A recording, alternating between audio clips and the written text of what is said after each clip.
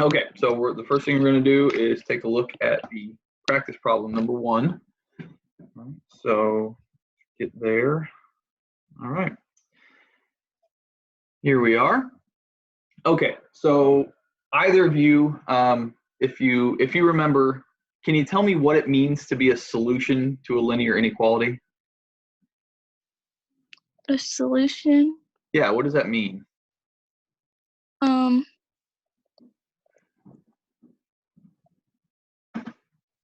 It means that the inequality is the same. Is that what it means?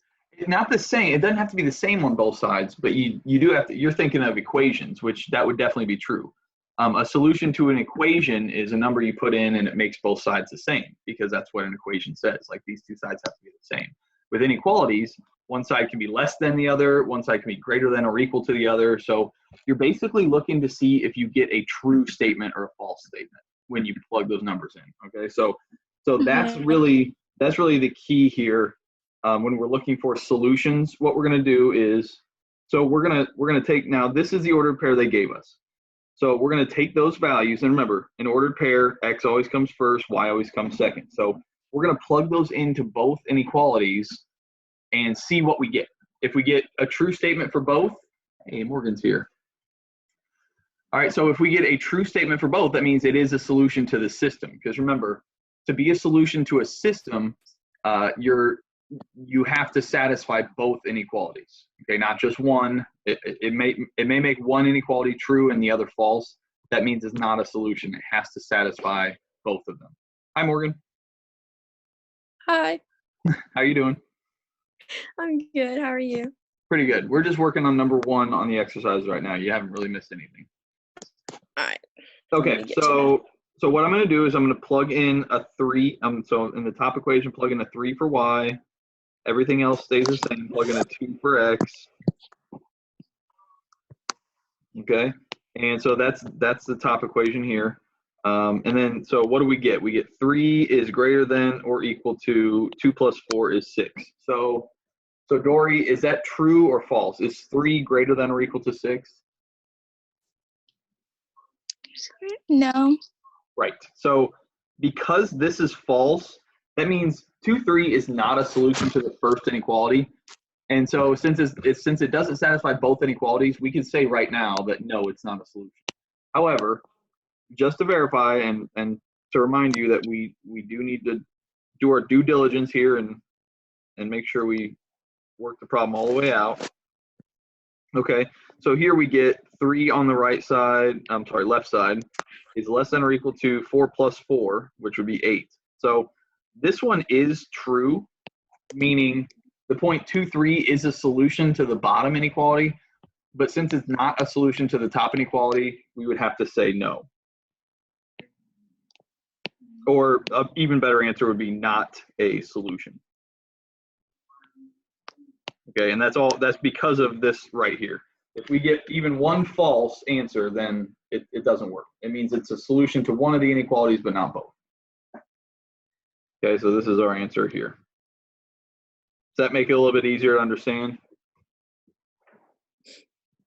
Yes.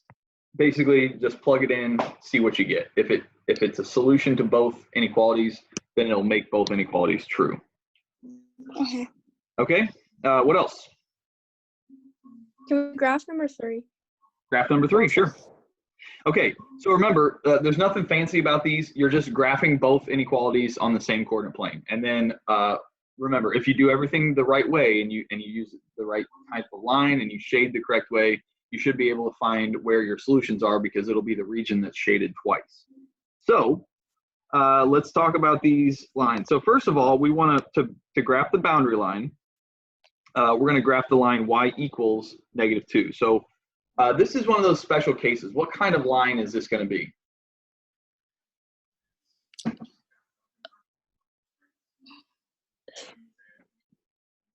Here, let me put it up here. Let's just write the equation first. Y equals -2. Okay, what kind of line do we have there? Is it horizontal or like undefined? It's horizontal. It is one of those two. You got to know which one. With y, okay. Remember, y equals mx plus b. When the slope is 0, meaning like there's no tilt to it one way or the other, that's a horizontal line. So basically, if x is not in the inequality, then it'll be a horizontal line. If y is not in the inequality, then it'll be a vertical line. So yeah, this is horizontal. Okay, so we're going to go to -2, and we're going to graph our boundary line now. Is this boundary line going to be dotted or solid?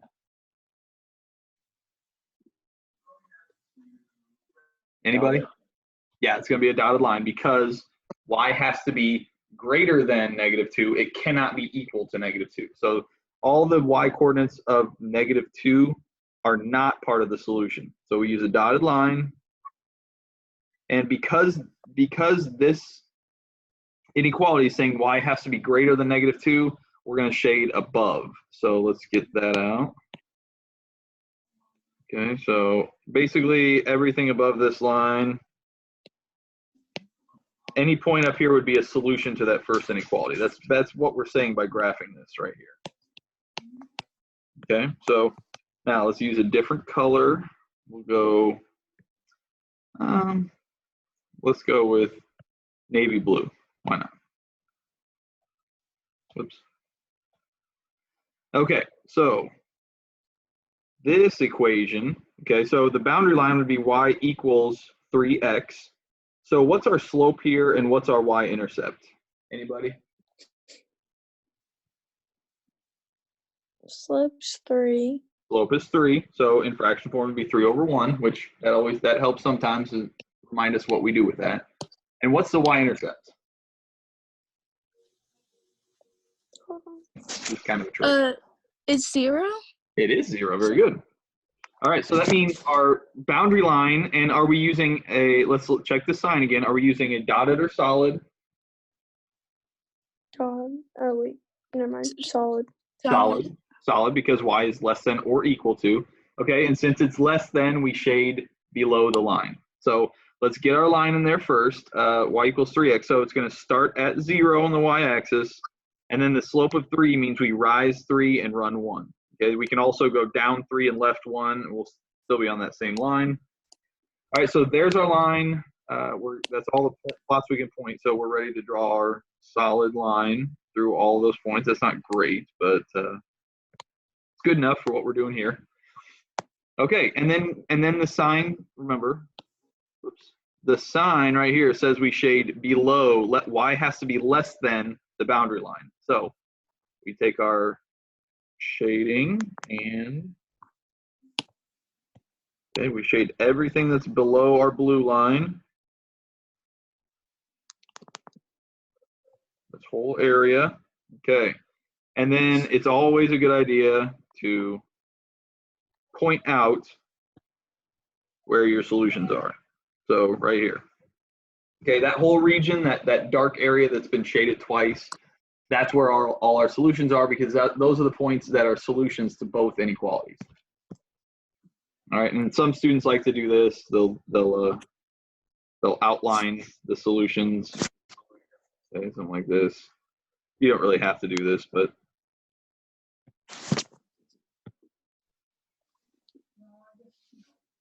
okay, yeah, you don't really have to do that. Just make sure it's shaded twice, and you also need to indicate to me that you understand where the solutions are in a graph like this.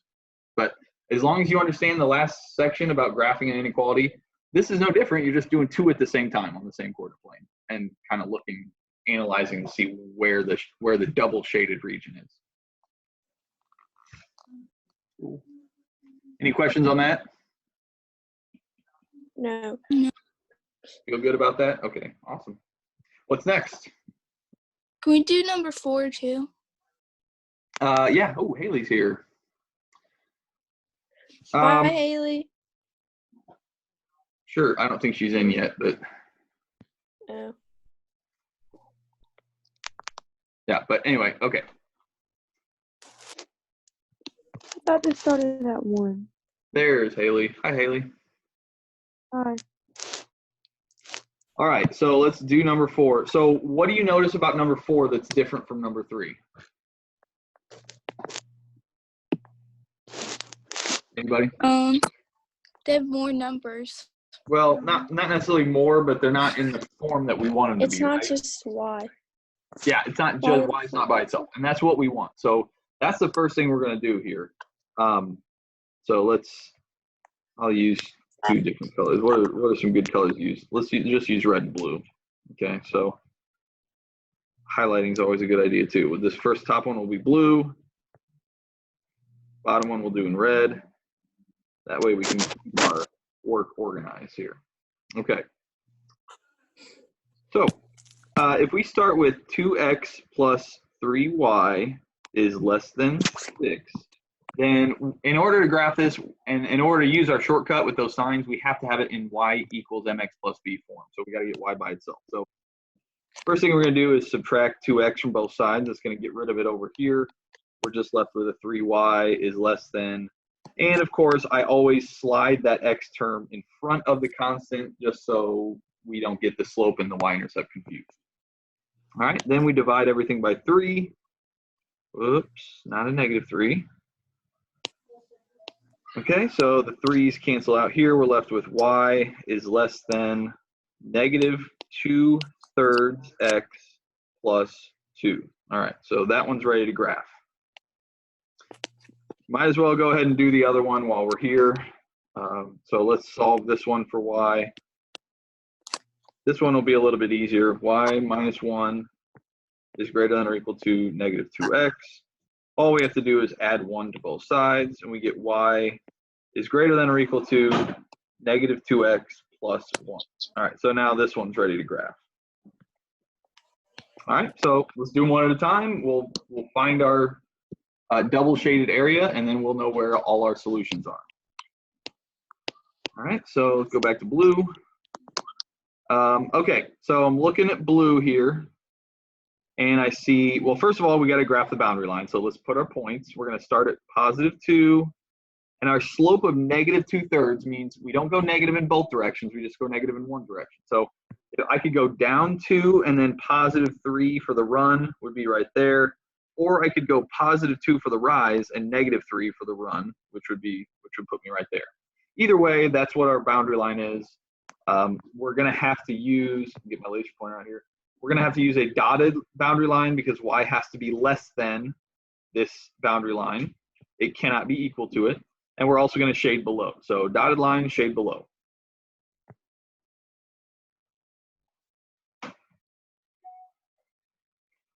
Okay, and throw some shade. Oops.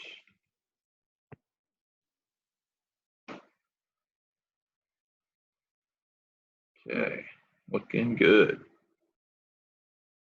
Okay, let's do our second line. Start at +1 and drop 2 and run +1 to get a negative slope of 2. So down 2, right 1, down 2, right 1. Go the other way, up 2, left 1, up 2, left 1. So there's our nice line there. We're going to use a solid line because the inequality sign is a greater than or equal to. And we're going to shade above because y has to be greater than this boundary line. And there we can see where our double shaded region is going to be. I messed that up. Hopefully you're not wasting as much time as I do shading these things in, making it look perfect. But that's what we're looking for. So here are our solutions. If I could spell, that would be helpful. Right here in this region. So is that making a little bit more sense? Yes. It's nothing we've never done before. We just are kind of like putting it all together to solve systems. So basically any point in this region, like this point right here, what is that? 3, -2. Okay, if we plug a 3 and a -2 in for x and y, both inequalities will give us a true statement. That's all it's saying. Okay, if we pick a point that's here in this region, it means it will not be a solution to either inequality because it's not shaded at all. So the unshaded region is where there's no solutions to either. If it's in the red area right here, that means it's only a solution to the second inequality. It's not a solution to the first. and vice versa for this area. Anything that's just blue is only a solution to this inequality. It's not a solution to the red inequality. Okay, so and anything in the purple region, obviously red and blue make purple, so it must be a solution to both. All right. So do you want to do 5? I know I think I did 5 with you on the video. Does anybody want to take a look at 6? Sure. I'm good with 6, but Okay, somebody say sure. Yes. All right. So basically we're working backwards here. They give us the boundary lines and the shading, and then we have to come up with the inequality. So the first thing you want to do is figure out what line they're graphing first. So let's do the black line as opposed to the gray line, the black boundary line first. Okay, so let's see this. Okay, so this line, what's our y-intercept?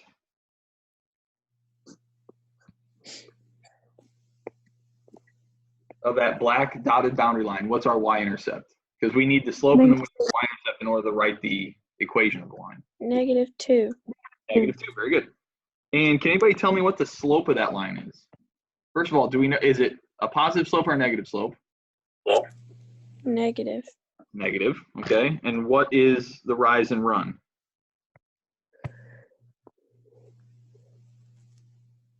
2. 2. Well, it's 2/2, and that can be simplified, One. right? Negative. It's One. -1. It's -1. So if we start here and we go down 1 and right 1, we're back on the line. Down 1, right 1. So that's a -1 over a +1. So our slope is actually just -1. You can write it as a fraction, -1 over +1, but I never do that. You're never going to see it written like that usually. So, okay, so that means our equation, and then I'm going to leave the equal. I'll put the equal sign here. We'll change it later because we know it's not an equation. We know it's an inequality, but it helps to first maybe just see what we're dealing with there. So there we go. Y equals mx plus b. We just plug in the n and the b values. Okay, so now let's erase that equal sign and think about what inequality sign we have to use. So you can see right here, okay, this is the double shaded region. So if that region is shaded twice, it means we must be shading above the black line. And because that black line is dotted, we are going to use, so shading above is always a greater than sign.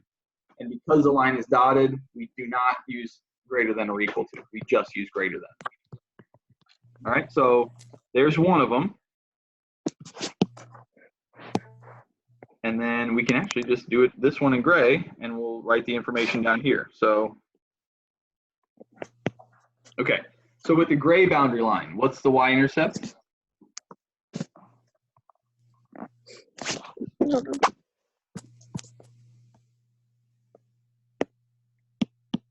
+1. It's +1, right? Y-intercept is +1. And what about the slope? 1. Almost. Not quite. 1/1. Almost. -1. There it is. It's going downhill. Is it the exact same? Is the slope the exact same as the other line? Yeah. Yeah, because they're parallel, right? We can tell that right away. So we really don't even have to do any calculations. We really could just throw in the exact same slope as the other line had, because we can tell those are parallel lines. Okay, so let's write it. It's going to be y equals -x plus 1. And then we're going to take out that equal sign, and we're going to replace it with what? You all can tell me this. Oh, wait, what'd you ask? Go ahead. What inequality sign are we going to put in here for the gray inequality? Greater than? Nope. Plus, This is the double shaded area right here. If this area is shaded twice, it means we must have Greater shaded than or equal to? Nope, because it's a dotted line. Oh. This area is shaded twice, which means we must have shaded above the black line and below the gray line. So shading below means what sign? Listen. Less than, right. And we don't want to use less than or equal to because the line is dotted. So we're just kind of working backwards. We're using our knowledge of graphing inequalities, but we're kind of using it backwards. They gave us the graphs, we had to come up with the inequalities. So these two inequalities together, this is your system. So there you go. If you were to take those two inequalities and graph them, you would get the graph that they're showing us now. So that's basically, it's an interesting way of thinking about it, and kind of, you know, forces you to apply your knowledge of inequalities just a little bit to figure it out. Okay, so I assume everybody wants to talk about this one too? Yes. Okay. Yes. All right, so I know I gave you some help on the video. So we're gonna go through this and we're gonna write down what our inequalities are real quick here. And again, I'm just gonna use red and blue.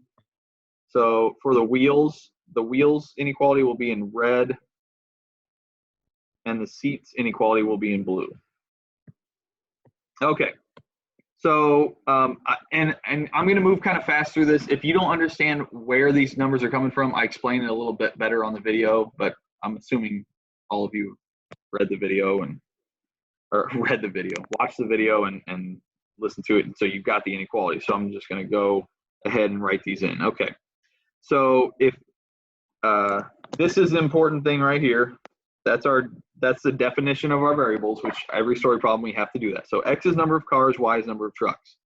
If each car needs 4 wheels, that would be 4 wheels times the number of cars, which is X.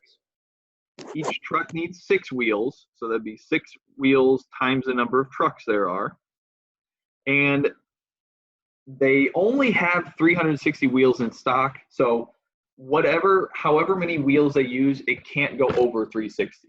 They can use exactly 360 because that's how many they have, but they can't go over. So we really want to make sure that this number, 4x plus 6y, is less than or equal to 360. Okay, similarly with the number of seats that this company needs for their cars and trucks, each car needs 2 seats, so 2 times the number of cars, plus each truck needs 1 seat, so 1y, and that can't exceed 100 because they only have 100 seats in stock. So that value needs to be less than or equal to 100. Okay. So we've got our inequalities, and so what do you think we have to do next if we want to graph these? Get y by itself. You got it. Okay, so red first. Let's go. We got 4x plus 6y is less than or equal to 360. We subtract 4x from both sides. 6y is less than or equal to negative 4x plus 360. And then we divide everything by 6. And a little quick math here, we get negative 2/3 when you simplify that. And 360 divided by 6 is 60. So there we go. We've got one graphable inequality. Let's do the same thing for blue. Ooh. Okay, so 2x plus y is less than or equal to 100. Subtract 2x from both sides. Y is less than or equal to negative 2x plus 100. And that's it. We don't have to do anything else to that because y is by itself. So that's nice. Okay, so let's graph these inequalities. So with the red equation for the number of wheels we're using, we start at 60. And because now, typically we would go down 2 and write 3. But because the scales both go by tens, we can actually just go down 20 and write 30. We can use the boxes in this case. The scales are the same. So instead of having to get real close in here and like go down to 58 and then go right 3 to 3 and then put a point there, that's not very accurate. So what we want to do is go down 20, and then go right 30. It's the same slope. So down 2, right 3. Down 2, right 3. Down 2, right 3. So basically, you can see from these points here that if they only make cars, get my laser pointer right here. If they only make cars and no trucks, they can make 90 cars. This is just based on the number of wheels they have. And if they only make trucks and no cars, they can only make 60 trucks. Okay, they'll run out of wheels at that point.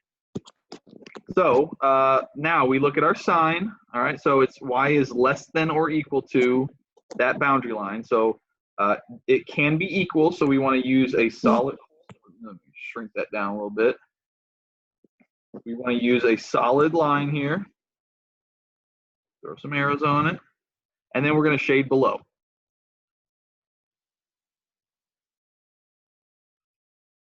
Why is that so small?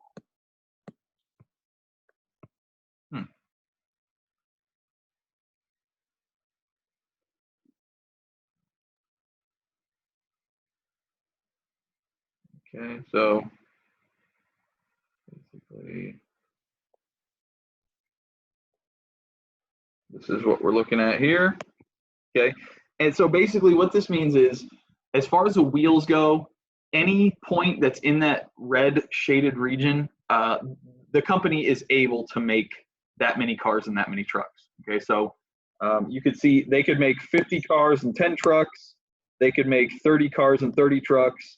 They could even make 30 cars and 40 trucks, but they can't make 40 cars and 40 trucks. That's outside the area. Okay, so that's basically what this means. Now, on top of that, we're going to do the blue equation.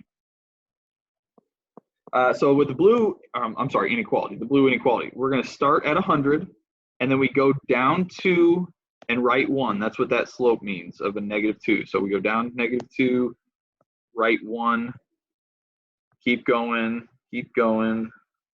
Okay, there's the intersection. And we're going to use, again, we're going to use a solid line. And connect them the best you can. And the sign is the same, so it's less than or equal to, so we're going to shade below again.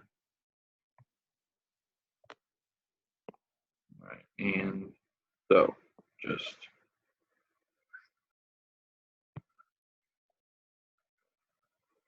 basically this is what we're looking at here. Okay, so as far as the seats go, because each truck needs 1 seat and they have 100 seats in stock, they could make 100 trucks if they don't make any cars, or they could make 50 cars if they don't make any trucks, because each car requires 2 seats and they have 100, so 50 would be the maximum number of cars they could make. Okay, so where is the overall solutions for this problem? Where should we look? Remember, some of you are muted, so if you're answering, I can't hear you. In the purple. The purple, right? Yeah. So let's highlight this here. Okay, from here to here to here to here. Like everything in that gold area is numbers of cars and trucks that the company is allowed to make. Okay, so the company could make, what's this, 10 cars and 50 trucks. They could make 0 cars and 0 trucks, certainly. They could make 20 cars and 10 trucks. Anything in this region is doable for that company. Anything in just the blue region, they would have enough seats for those combinations of cars and trucks, but they would not have enough wheels. And then over here, they'd have enough wheels, but they wouldn't have enough seats. And then anything in this region, they won't have enough cars or seats to make that many. Like they can't make 100 cars and 100 trucks because they would run out of parts. Good? Okay. So now how do we answer the extra question? Anybody have any ideas? It says, suppose the profit on each toy car or truck sold is $1. How many cars and how many trucks should What's Up Toys make in order to maximize profit? Okay, so basically, if they're making a profit of $1 on each car and truck sold, we want to find the solution where they would make the most cars and trucks possible. So where on the graph do you think that would be? Remember, it has to be in the yellow, the purple shaded region, because that's where all our solutions are. But what is the highest number? Go ahead. 60 trucks, right? 60 trucks, but how many cars would they make if they're making 60 trucks? Oh, 0. Wait. 0. Okay, so if we add those together, 60 plus 0, they would be making 60 items, 60 toys, and that would be a profit of $60 if they make a profit of $1 per toy that they make. Okay, so $60 is a pretty good profit. Is there anywhere where they could make a higher number of combined cars and trucks?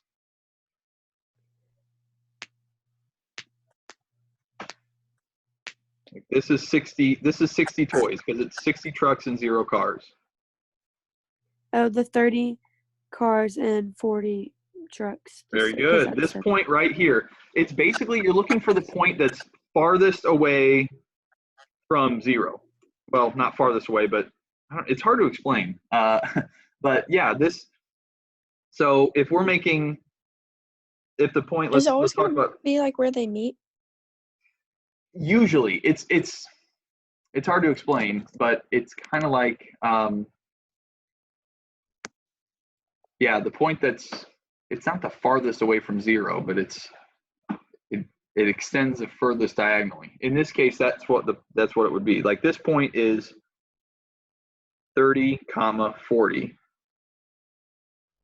and 30. Whoops, didn't mean equal sign there. So 30 plus 40. If they make 30 cars and 40 trucks, that would be a profit of $70. Okay. Everywhere else on this chart, like right here, this is 40 and 20, so that 40 plus 20 is 60. Here it's 30 and 30, so the profit would only be 60 here. Here, this would count. This point would count, but that would be what, 30 and 35?